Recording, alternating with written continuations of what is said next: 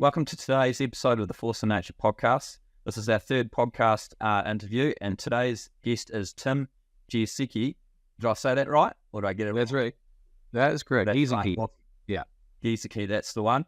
And you are based over in North America. Whereabouts are you exactly? Minnesota. So, upper Midwest, as they're referred to. So, and I'm in the southern part of the state, about 80 miles southwest of the Minneapolis-St. Paul area. So. Oh, awesome. And how things for you at the moment? You'll be coming into spring now? Yeah, we've had a El Nino winter, the mildest winter we've had in 150 years. Lakes out a month early. Ground hardly froze all winter, so very rare for Minnesota.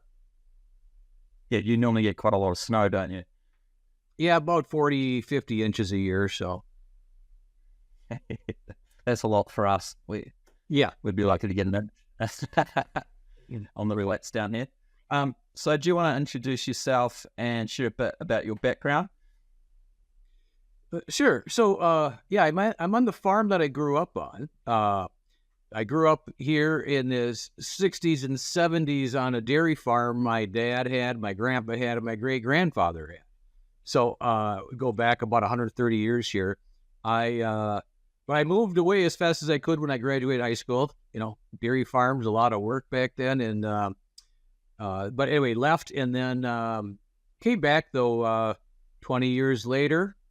Started helped my dad farm for a little bit before he retired, and then in '96 farmed just part-time. I've been farming part-time since 1996, so about 100 acres or so. So it's what, 60 hectares, and then took over my dad's operation, corn, soybeans, fairly intensive cultivation. Moved into conservation tillage right away. Dabbled with some no-till, some cover crops, brought a few livestock in a little bit, and then and did row crop farming until 2017, and then life changed a little bit. Or we have 3 teenage boys here, and we did about that time, the young teenagers, and then I downsized it. I had some other work, and then went to a rotational grazing system. So now the farming operation is a custom rotational grazing system. Have someone bring cow calves in May and graze until October or so. Although last year we went to December 5th because of the mild winter we're having. But that's it's never been heard of as far as I know, grazing into December in Minnesota, unless you're using some stockpiling. I mean, this is just grass grazing. So, so that was that's my farming career. So, but then my other career, my more full-time career, has been in I got my master's in environmental sciences, worked for a local conservation agency, worked on federal farm policy in the early 2000s, and then started my business 2007 as I saw there was opportunity between the ag and environmental world. It was kind of a war zone at that time, much more collaborative now, but I kind of played the role of mediator between the ag groups and the conservation and environmental groups, and kind of built my business around that. And then it was 2007 or 8 when I started the business, and then just didn't see didn't see the farm policy going the right way. Government agencies that I worked for and knew about weren't quite hitting it. So I started looking at what I ended up calling eco-commerce, and wrote my first book in 2009, Eco-Commerce 101, adding an ecological dimension to the economy. So really, how do we take all those externalities that that farmers produce and actually get paid for them? And so I wrote that book, got good interest about it, not broad, but narrow and deep, and got some work around the United States. Chesapeake Bay was interested in it. United Nations Foundation was interested in it. So just got some good playing time on what would a new model look like. And then, the corporate world got involved heavily, flooded it with money. Once you get a lot of money in there, people stop thinking as much. And, and it is really, I think that's the case now, is a lot of these markets are fairly disconnected. They really aren't organized. People are able to cash in on them, but long-term really isn't organized. So that's been my work the last couple of years, is kind of trying to pull all those careers I had together and start looking at this model that I call eco-commerce. That's awesome. So you've definitely got the passion for the agricultural industry. And the whole reason I really wanted you to come on was to share the experience that you've had, because there's, I guess, an increasing interest in the ability to account for the natural capital of a farm, and those ecosystem processes that the farmers are actually building on, and they're not being rewarded for so far, or they're not being recognised by, say, our financial institutions. So your work is very interesting to me, and I think that we are just starting down that pathway, but as you'll probably let the listeners know, it hasn't been as straightforward as what I probably like to think it should be. So do you want to give us kind of a bit more of a definition around eco-commerce and your NCU credit that you've created? Yeah. So when I wrote my first book, it dealt with a lot of using the metrics that we're very familiar with today. There's 1,000 metrics out there for various things. And a gentleman in Sweden read the book and gave me a call, and he said, Tim, I'm working in Africa, and I'm working with farmers that are running 4 hectares and 40,000 hectares. He goes, and I'm trying to develop an eco bond. Well, he goes, what would an eco bond look like? And at the time, I was really accounting for these ecosystem services, on a field-by-field basis, my 80-acre L-shaped field and the neighbors, whatever. And I realized someone in the financial business doesn't care the size of my field or doesn't even want to know it. And that's when this natural capital unit came to my mind. It's like, why don't we make a uniform unit, not a metric, but an accounting unit that I could grid the planet with, and each one of those would have a unique characteristic, but you would geospatially know where it's at. And the analogy I use there is, 200-300 years ago, people were selling grain in wagon loads and buckets and boxes and you name it. And someone came along and said, we need to get a bushel basket, a standardized unit that you can put these grains in. And I'm sure they said, well, we don't need that because we're already selling grain today. But what they did maybe realize is that the bushel is responsible for organizing global trade. If you take the bushel away, the global grain collapses, right? I mean, you'd go back, and if you put it back in, it reorganizes itself. There's this miraculous, simple little arbitrary concept of having a uniform, arbitrary accounting unit. And whether there's oats go in there that's 32 pounds or corn that's 56 pounds or wheat that's 62 pounds or whatever the numbers are, those are close, I think. And the quality is different too. So it's like, we need a standardized arbitrary unit. Well, several thousands of years decide on the bushel basket, because you have to really listen to the market, what it needs. And so we've been trading ecosystem services for 2 decades, and I've been listening to it. What is it? What does it asking for?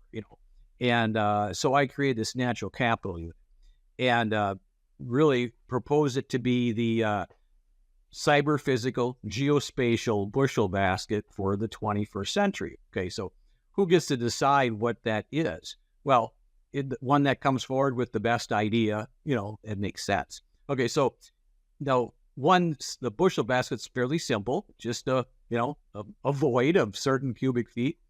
And the NCU becomes a digital space.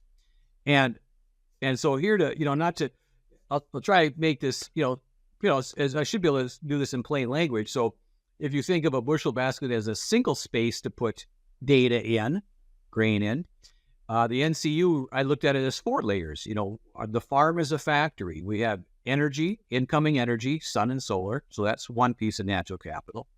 we have the biological processes of soil, pollination, and those things. So that's kind of like the conveyor belts of a factory. And then you have the geophysical resources, which are the foundation. And what those three things create is the outputs, whatever product you have, corn, timber, and all that. Well, of those four layers, the only one that isn't accounted for in the economic system is those bioprocesses, the pollination, this carbon sequestration, all those items. And so natural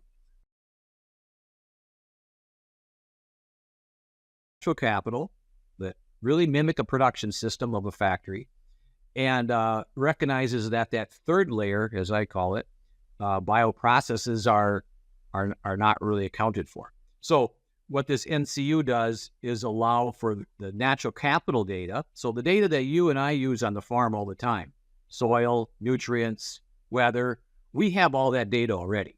And then we put our inputs in there, what we're going to plant, how much we're going to fertilize it. And that's really all the data anyone needs to create any metric output.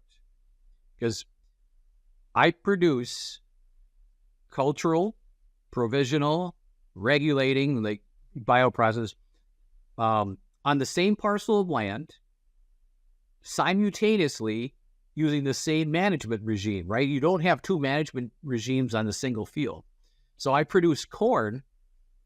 The management I use to produce corn produces a certain amount of carbon sequestration, certain amount of water quality. So what the NCU does is organizes that natural capital data in one spot. It allows anyone to bring their metric in, pull the data they need to spit an outcome. And so the difference is right now, the market expects us to upload our data into all their accounting systems. So I send my data to these entities that want to pay for ecosystem services. My data goes into their accounting system. I'm not sure how secure it is. They govern it, and it's really out of date the next day because something's happened on our farm. So what I'm proposing is, why don't we create this NCU accounting system, geospatial, that every farmer can have their piece of that puzzle, that their accounting system, and then let anyone into it that they want. So we either have one accounting system or 10,000. And the reason why we have 10,000 now is because no one's proposed a single one. And the entities that are demanding it, General Mills or whoever, they're just trying to solve their problem, not the problem. And the problem is we don't have a singular accounting system. So that's really the idea, is how do we get over that hump of developing an accounting system, a singular one, and then allow farmers to take their patch of that grid, and use that for the accounting system. Yeah, and absolutely, I agree with that. Especially that point around everyone's just trying to solve their own problem, and then they try to retrofit that to solve other people's problems. Whereas you're trying to fix the underlying issue that the market's actually screaming out for. I guess the problem is, how do we integrate this into these systems that are already out there? And yeah, would that be easy? So a lot of times I get asked, how does this fit into this program, and this program? And I'm like, well, there can be a pathway there, but I'm not going to design my system to fit any system else to begin with, because they're not working, And I know there's money there, and I know there's power there, and I know there's governance there. But if you try to develop a system around something that really isn't working, then you're going to have a system that's not working. So to your point there, so let's say you add your data into the NCU. Really, the bridge that's needed is their metric. So, I mean, really, it's kind of comes down to, they have a metric to identify their value. And that metric can use the data. Well, it must use the data that I have. So let's say, to answer your question on how does it integrate, really, they have to integrate with the NCU model. It's the foundation of the data. And there's many patches that can happen. So really what it comes down to is, what I've been trying to pull together is, I need to lay out my put the money where my mouth is here, lay that grid out and, and then test that out. Show someone that whatever your metric is, you can access my data, and they'll say, "Well, I don't need that system." And I said, "Well, you don't, but the farmer needs a system that he can access. He can, because I need to connect with, let's say, 15 different entities to cash in on all the ecosystem services that I can sell, right? Now, it's a matter of, do I want 15 accounting systems or do I want one? So it really comes down to the farmers recognizing who's going to govern the data, and they can govern the data, but they need to be in one model. I mean, or they can do a patchwork of them, but so I've been on several ventures the last 3 years where people have, we're getting close to be able to pull the money together to do this, and they, they crumble at the end, right? That's just, you have to be turned down lots of times, right? So I just chalk them up to those. But what I've decided to do now is really come back locally here. I've connected with my local co-op a little bit. I'm going to just build a small scale model. And the reason why I'm doing that is because the USDA has come out with a carbon intensity rating in their recent Inflation Reduction Act, and that gives a tax credit to ethanol plants that around the tax credit is up to like $1.50 a bushel that the ethanol plants get. So significant, because corn's like $4 right now, and then the ethanol plant would have to procure low carbon corn, and therefore let's say they would split the difference. So they're talking 40, 50, 60 cents of additional payment per bushel. So that's piquing a lot of interest, right? And what I'm going to approach the co-ops with is, okay, this is a good money maker for you. That when the next one comes up, because there will be another eco market coming up, why don't we have and see if I can pull it together that way. So I think that's the pathway forward. It's definitely the issue we see here in New Zealand is that there's so many layers and they don't seem to integrate at all. So if we can have that one level of accounting that then people can take the units from that and then it feeds into the other systems. So their co-ops or the banks want to know their numbers so that they can say certain things. That's solving a huge problem for farmers, definitely in New Zealand, I guess worldwide. Are you finding that going back to where you were 20 years ago, people are more receptive or understand the idea a lot better now? Yeah, so 20 years ago when I first got in this, the Conservation Security Program was another government program that was coming out, and they were using these metrics. I connected with a gentleman, Jerry Hatfield, very prominent USDA Agricultural Research Service. He wrote the foreword in my first book. We worked together on this, and we saw that there was something emerging, right? But again, it was kind of like the government entities like a structured. Well, here it really comes down to who governs the data, right? And the government's programs, they like to govern the data. When you see the corporate world, BlackRock, they tried, right, with their ESG and all that, and yes, they want to govern the data. And I think what happens is, in the corporate world wants to too, I think what happens is farmers have been following that money trail, right? That makes sense. It's a market signal. And they continue to do that because no one's brought forward an accounting system for them. Okay. Now, and I think, they've heard a lot of this for 20 years. In the 90s, my dad came home from the coffee shop, told me about some carbon prices that he heard about, So, I mean, it's been around long enough where I think this carbon intensity rating now is going to get quite a bit more momentum than we saw in any other ones, just because it's really become substantial. The science is a lot better. I see agronomy firms offering services to calculate people's carbon intensity rating. Corn prices are low. If you get 10% more, 15%, so there's a momentum building, similar to 20 years ago, but I think there's a much more stronger base now. The corporate world has been involved in it. So I think the timing is right again. And what I should mention about the NCU is it's not just counting for the farmer's land, but the parking lots in town also have NCUs.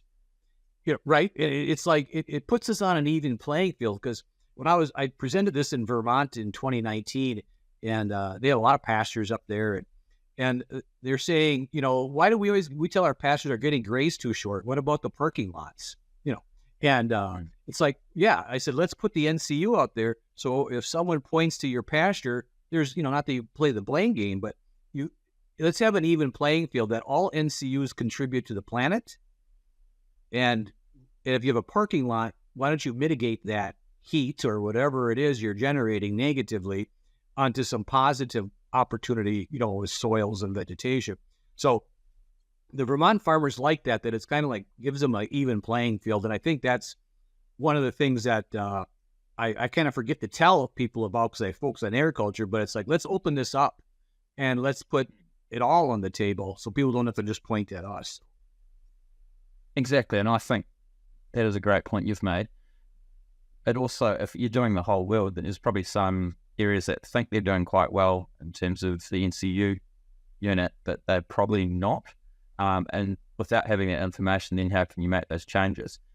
You did mention that, say, like if you're comparing a parking lot and they've obviously don't have a great score in terms of this. Mm-hmm. How can you see that that will provide ability for say like those companies to invest in farmers to increase their NCUs, and then it'll kind of offset and provide that funding for farmers?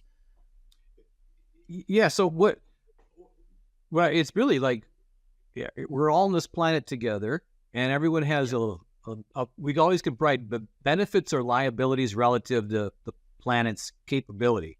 And if you plant corn, you're producing ecosystem services of corn and other things. And if you don't,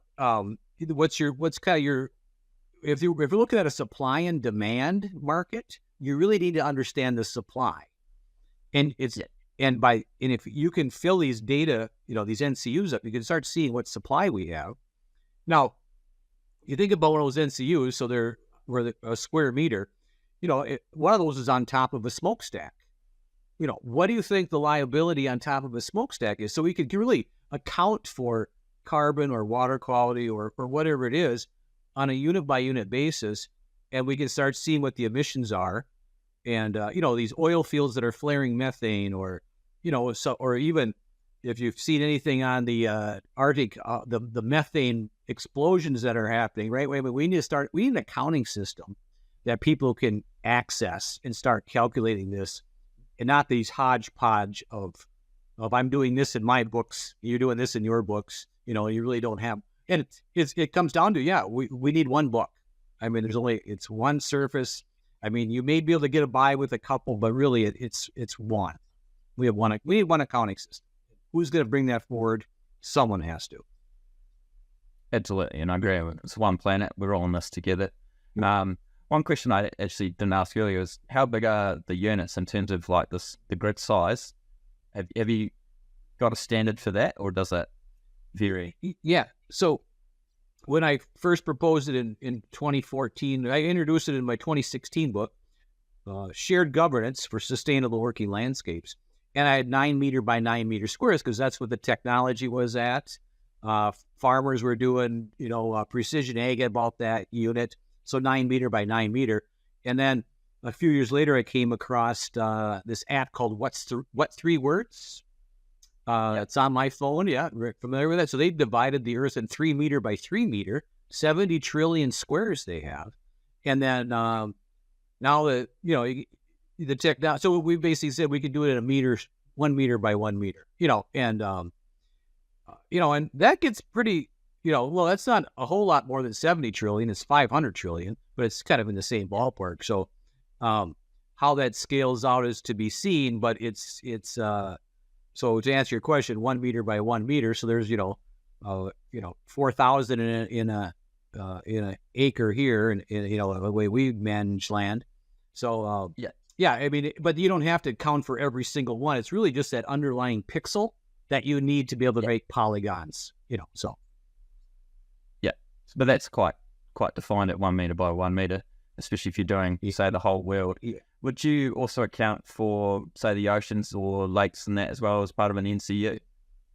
So, yeah, so, talking to the Web3 and blockchain people and all that about what's technically possible, really what it comes down to is you would need, I mean, you could do the whole Earth, but they tell me the Earth moves, which I know that, plate tectonics, and that messes with it. But really, so what you end up doing with is grids on continents, and then the ocean is going to be your wiggle room, but really, it's designed, the NCU, the layers aligned with oceans as well. But ideally you'd start with land because that's where the most interest is, and then that, and then and build it out from there. Yeah, I do presume that if you do head this up running over all the landscapes, the next logical thing is to also account for the ocean. Because often quite forgotten in the carbon, in its carbon equation and its ability to sequester carbon as well. So I just presume that it'll be rolled out to that level as well. In your opinion, what is kind of the biggest challenge that the agricultural industry is facing at the moment? Do you think it's this too many accounting systems and everyone's vying for all this information? Yeah, I think we're kind of, we're like, it's a pretty, well, one is, I think, there's a lot of data being generated about these new markets, and there's plenty of supply, and I think there's plenty of demand. People say there isn't demand, but it's there, except that there's so much fraud and double counting and greenwashing, where I think if we would create an accounting system that geospatially I would know where I'm at, and it could be integrated with the production, the commodities, then I think people would be more, the demand would be have more confidence in what we have. So I think, I think, the big hurdle, I think, is agriculture needs to recognize that if they don't govern their data, have the system to do that, there is no reason for it to be coherent, right? Yeah. Because everyone's grabbing their piece of data and claiming it, and you can't look at everyone's books. I mean, how do you do that? So yeah, I think it just comes down to we need to grapple with the idea of an accounting system that we can be accountable for, and the demanders can be accountable for. And I think you're going to see a much more dynamic, robust, confident market than we have now. Definitely. And I think a very important part of that is, like you said, the farmers governing their own data, because at the moment it's almost like they're being farmed for all their data for different purposes, but don't really have control over how that's used. Whereas with this NCU, my understanding is that they control the data and will always control that. They just decide who they share it with. Am I correct in that? Yeah, right. And a reason why, I mean, there's so many reasons to have a single accounting system. One is what you just said there. The other is like every day it changes, right? Every day your account, something happens in the world. The corn gets a little taller, it rains a little bit more. These accounting systems, if you have one, you can track that, and you can send that data out as needed. And in the original set, becomes relevant. And then, like I say, and then you can compare it to parking lots or smokestacks or forests or whatever it may be. And, and they, track the Amazon, deforestation, and it's really becomes like a GDP of the environmental world. How do you account for gross, natural product or whatever the terminology would be? But with artificial intelligence, whatever that is, you can track on an NCU basis how much forest is there every day or every other day or every. You just have an accounting system, that we just haven't thought that we need to account for natural capital on our planet. We never have. And, Exactly. so, And it's just like at the time too. yeah, it blows my mind that we've never really put a number on like the natural capital of X square meters or something, or having a system that actually accounts for all this. And we're trying to do all this.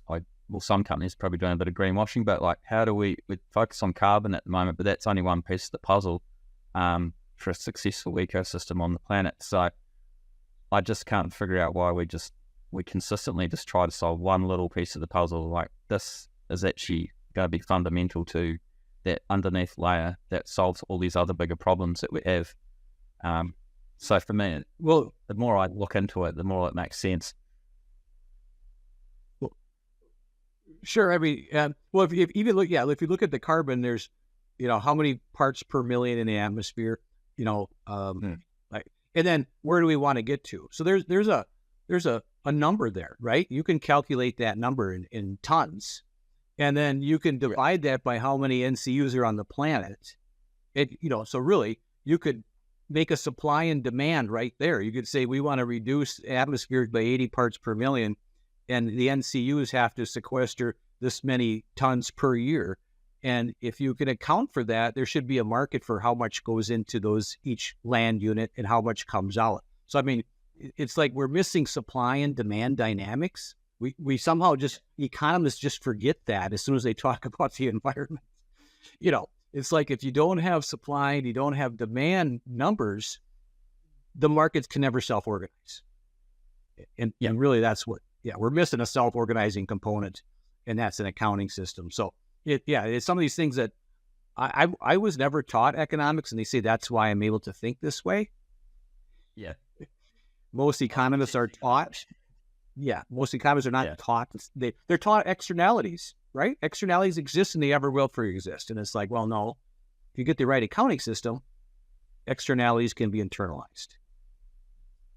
Yeah, and I think probably most economists don't understand the ecosystem processes well enough to understand that as well.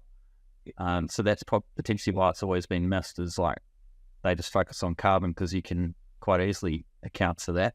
And then we'll get to everything else. But like, it's just missing a huge piece of the puzzle, really. Yeah. And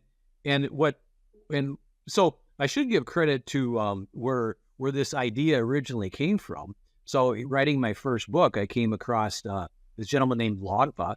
In 1981, he was commissioned by the Norwegian government to assess natural resources from an economic perspective.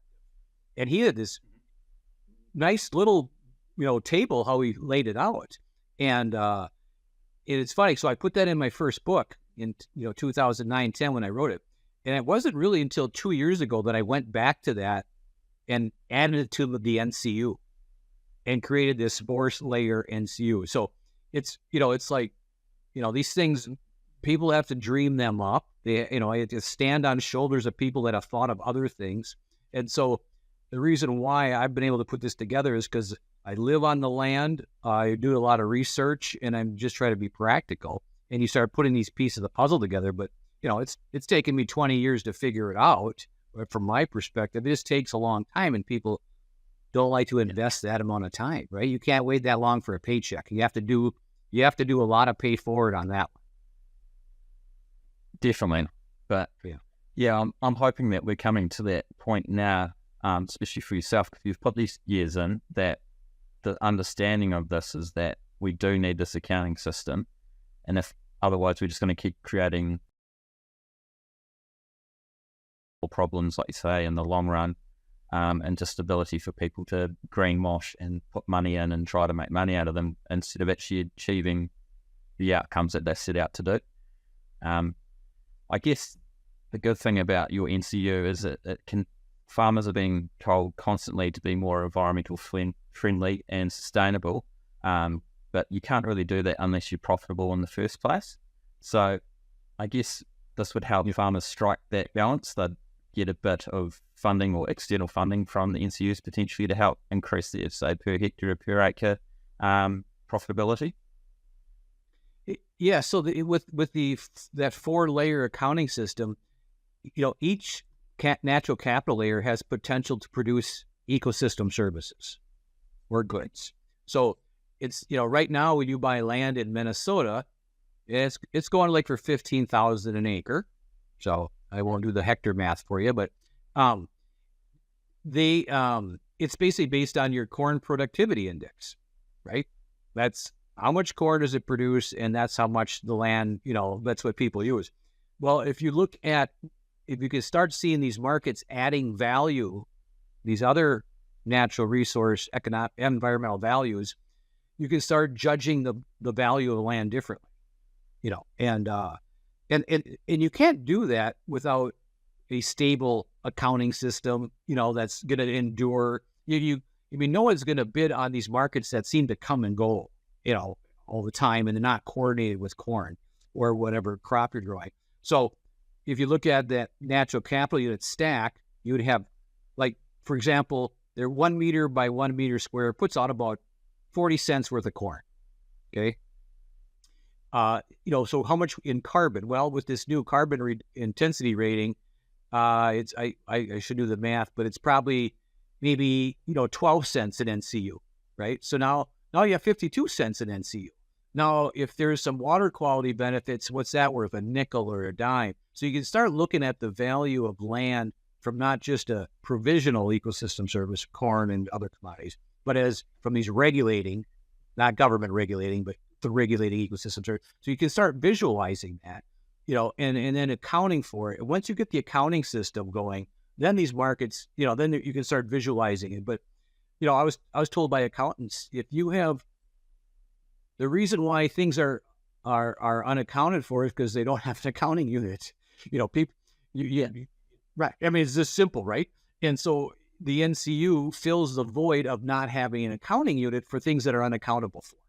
And you can't get one without the other. It is just that simple logic that people kind of step over. But so you got to propose an accounting unit, and then you got to define how that fits, and then now you can go somewhere. But until you have those two pieces, it's just these one-off markets. Absolutely. Yeah, no, I think you're spot on there, and we're just going to, if nothing changes, then we'll just keep creating more markets, we're just not going to solve this problem. I think an interesting outcome of this would be the change in land level or land profitability, but like the sales, what, say, a per acre cost of land would be with the NCUs underneath. And observed as being good land now, but doesn't account for all these processes that are actually make that land good, might actually change once you have the NCUs overlaid over it, and we figure out that that land actually needs a lot of inputs to get it to, say, the neighbouring property, which has been doing, say, rotational grazing for a lot longer. So that would be an interesting way forward, and it's something here in New Zealand that we pay quite a lot per hectare for certain farms, but people don't go out there and look at the soil and have a dig around and see what's actually really happening on that farm, because they might be paying a premium, but they might actually have to put a lot of work into it to get that production level that they're looking for. And I think that's a bit of a sidebar, but that's something that an NCU could really help with. Yeah. So I guess what excites you the most about the future of agriculture, is it the ability that this might actually come in? What do you think? What's that? What is it? So if you think if this got adopted, this would provide a lot more opportunities for farmers in the future. Yeah. So, right. So, for example, the gentleman that rents some of my dad's land was over a couple of weeks ago, and he was talking about this carbon intensity rating and all that. And I told him, and he was talking about cover crops, which they wouldn't talk about cover crops, but now they're looking for a market. And I told him, I said, my agronomist is Continuum Ag out of Iowa. I go, he's very progressive in all these markets. I said, and I won the Soil Health Award 2 years ago. And he looks out my windows. He goes, well, of course you did, because it's all perennial vegetation. It's pretty easy to compete with corn. So the reason why I bring that up is because, and I told him, and I don't get a nickel for my carbon intensity rating, right?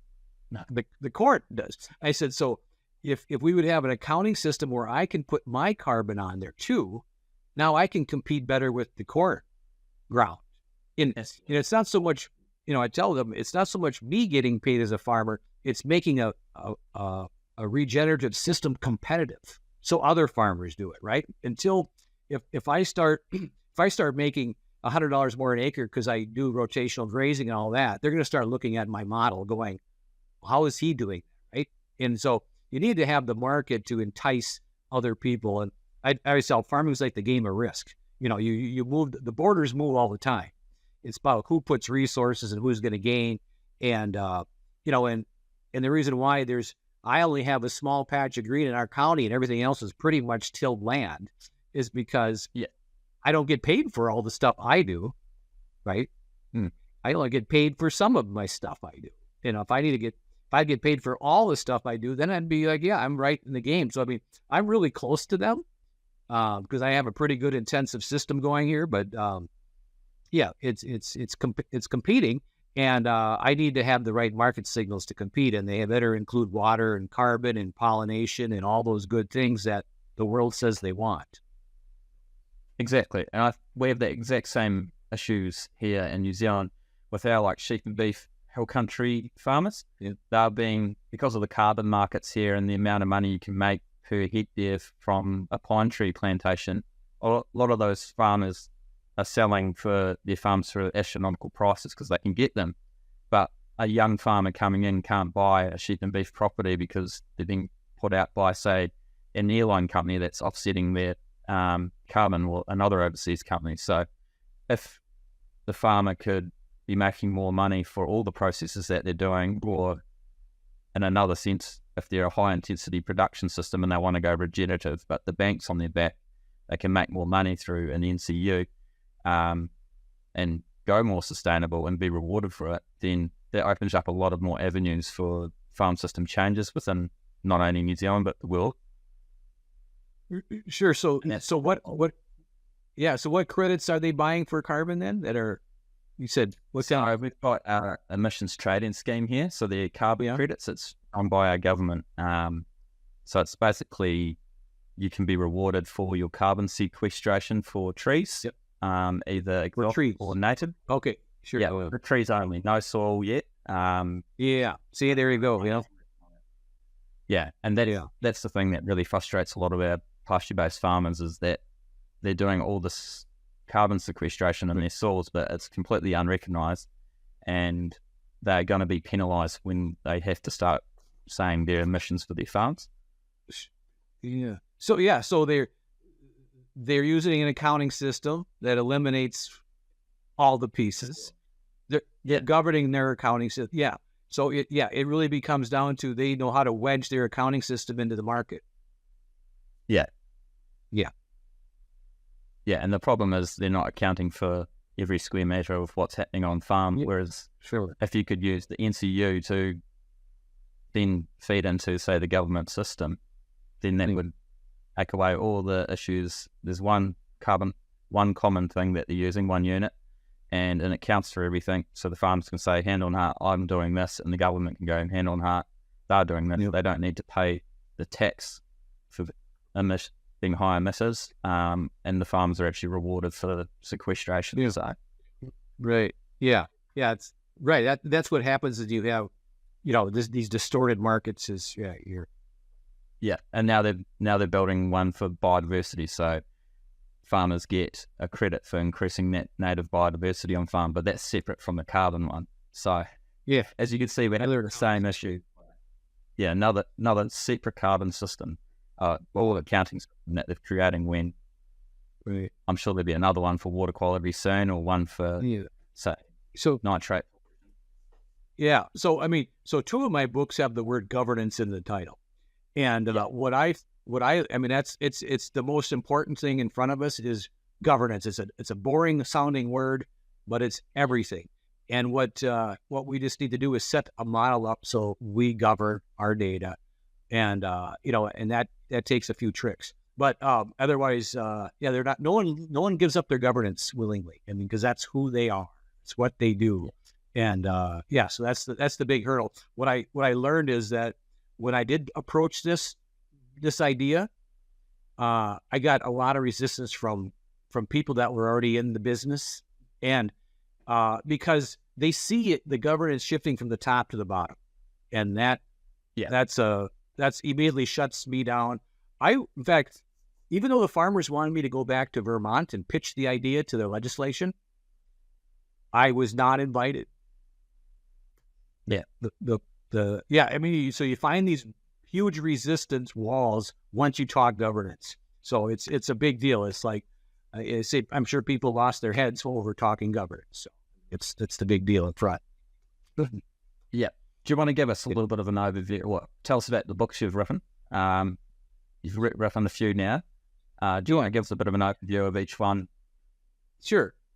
So Eco-Commerce 101, adding an ecological dimension to the economy. That was my first book. Never knew I was going to write a book. My business attorney told me, hey, I think you got something figured out here. Write 80 pages, something just to get it on paper.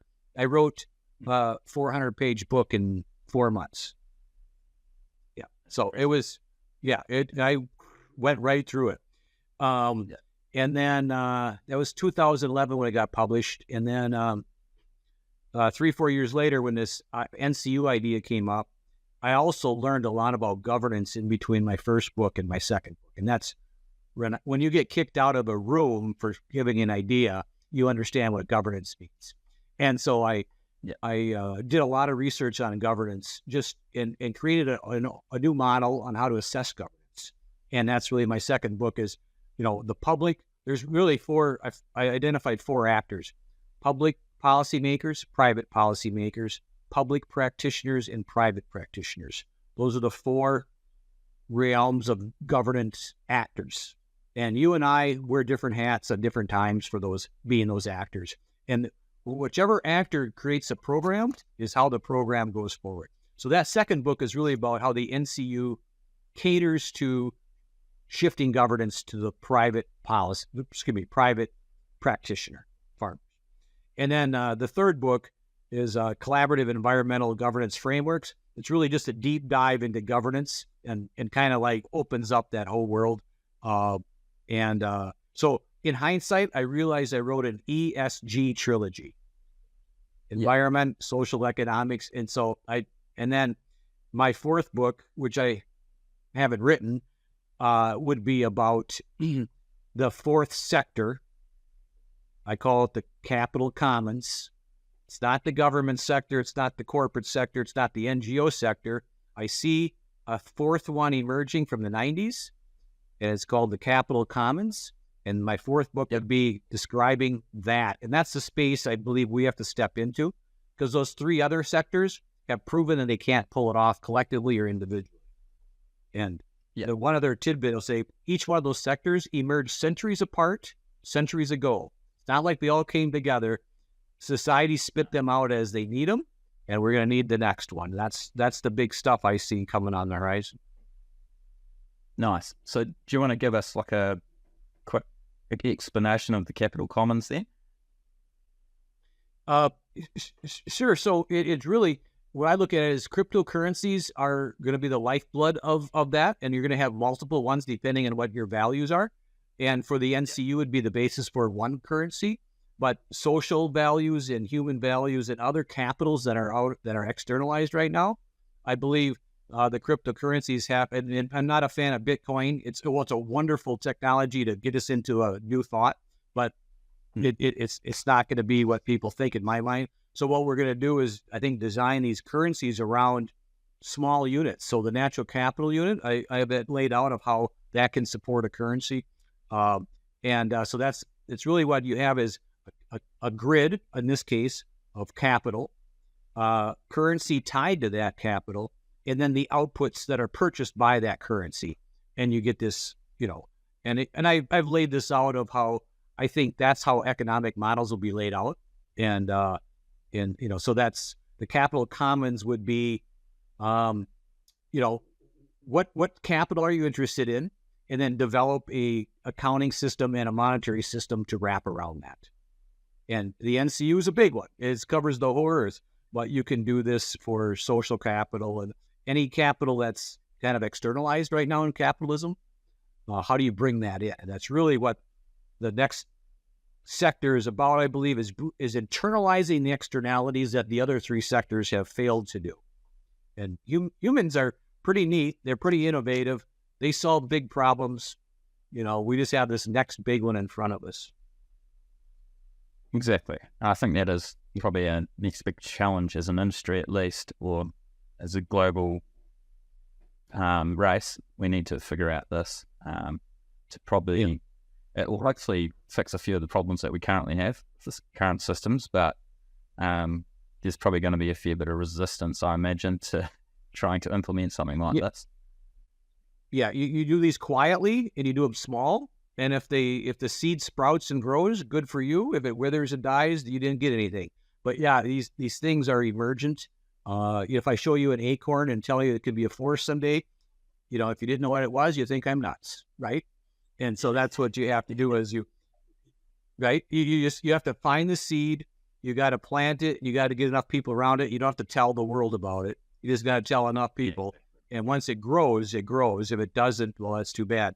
But these things I'm not going to count on big institutions to do these things. This is just an emergent thing from the landscape. The meek shall inherit someday, they say. This would be the one to do it. Yeah. I guess on that, where can listeners of this podcast connect with you or learn more about your work? Excuse me? So we can the listeners connect with you. So what's the best way to connect with you directly if they want to talk more about eco-commerce and the NCU? I'm fine wherever you want to go with it. So,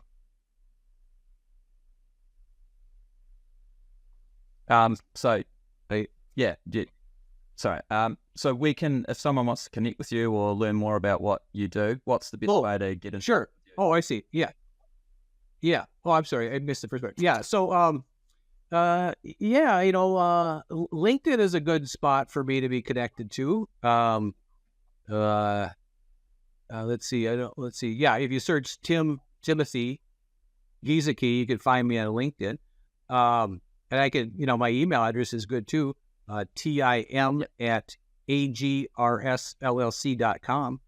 And if you Google, I'm sure on Amazon, my books are there too and all that. So you can check that out. So, are they both Kindle and paperback or just physical copy? So I self-published my first book. The next two were done by Taylor and Francis. So my first book is just hard or paperback on Amazon, and the other two have I think all the formats. Awesome. And cool.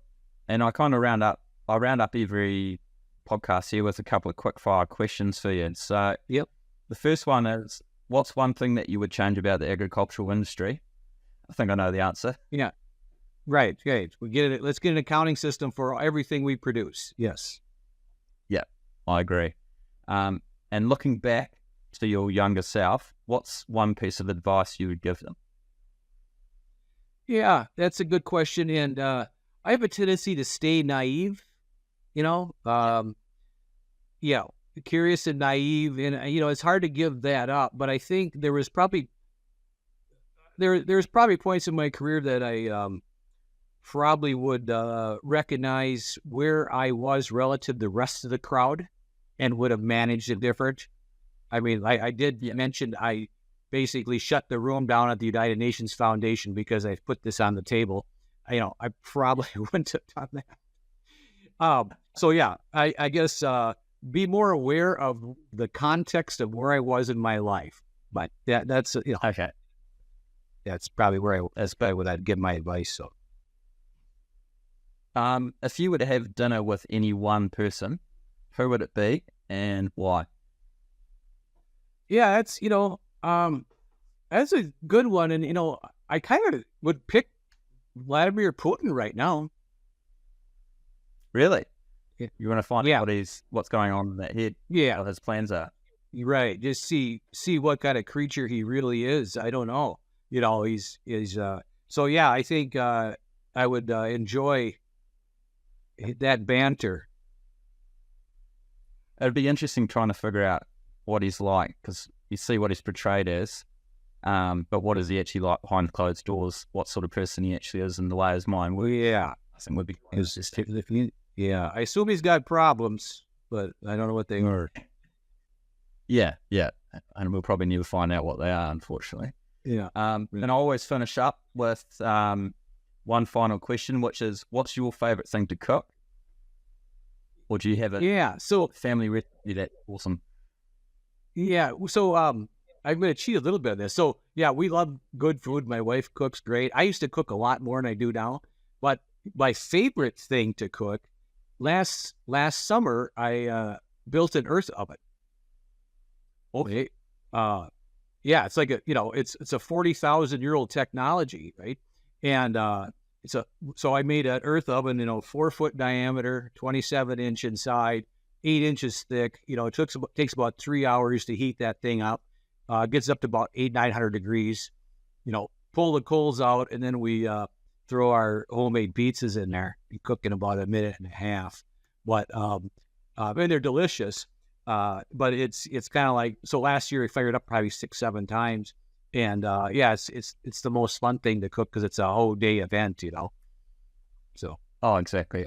I built myself a pizza oven 2 years ago, and I definitely don't use it as much as I used it in the first summer. I've got to get back to being in there, and I also want to try a few different things like bread and say like a pack of ribs, like slowly cook through it as well. But like you said, it's a full need, so you just actually got to block that time out and just do it. Right. Yeah. And so, last year we did a lot of the pizzas, and then, this year I need to hone my skills on bread. And then also, I want to try some meats in there. But they're a neat looking thing, and they look like just a troll hell type of thing, that red glow in there. And it's just, I had the book. For 20 years, and then finally got around to building it. Found a spot for it to build, and it's definitely my favorite thing to cook right now. That's awesome. I love that. Thank you very much for hopping on today. It's been great having a chat to you about eco-commerce and the natural capital unit. I think it's definitely an area that I'm passionate about, and like a problem that I think needs to be solved. And all the work that you've done I think it's pretty groundbreaking, to be honest. So thank you very much for your time today, Tim. I'm sure there'll be 1 or 2 people who'll probably get in touch with you after this. Well, super. Yeah. And like I say, I'm going to connect with the co-ops. I'd love to have a group down in Australia to partner with us. That'd be great to try this out and talk farmer to farmer and be practical.